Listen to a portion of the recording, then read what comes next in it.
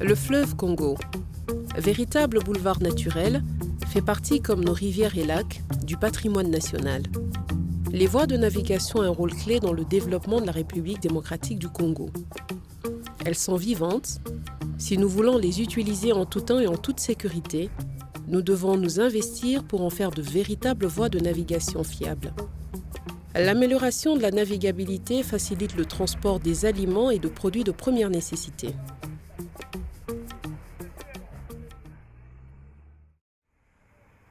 Le PANAV, le projet d'appui à la navigabilité des voies fluviales et lacustres, a été initié dans le cadre de la coopération entre l'Union européenne et la RDC.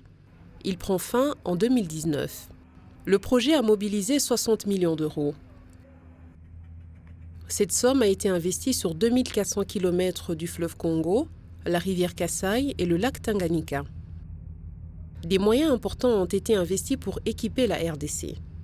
La Régie des voies fluviales, la RVF en particulier, a reçu des bateaux et canaux hydrographiques et du matériel moderne de balisage. Le projet a veillé notamment à effectuer des travaux pour installer des signaux de balisage fixes et mobiles.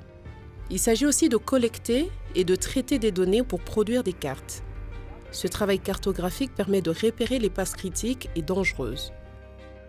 Le projet a permis de réhabiliter et de renforcer les infrastructures portuaires dans les sites stratégiques. Enfin, il a assuré la formation des agents de la RVF, SCTP, SNCC et des armateurs.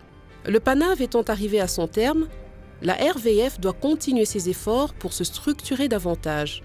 Elle pourra ainsi contribuer de façon substantielle à pérenniser ses acquis tout en renforçant son mandat. Grâce aux réalisations initiées par le PANAV, le fleuve Congo et la rivière Kasaï sont aujourd'hui plus sécurisés. Cela a permis d'augmenter la sécurité des échanges, du transport des personnes comme des marchandises. Mais le pays a un très grand nombre d'affluents. Là aussi, nous devons améliorer la navigation.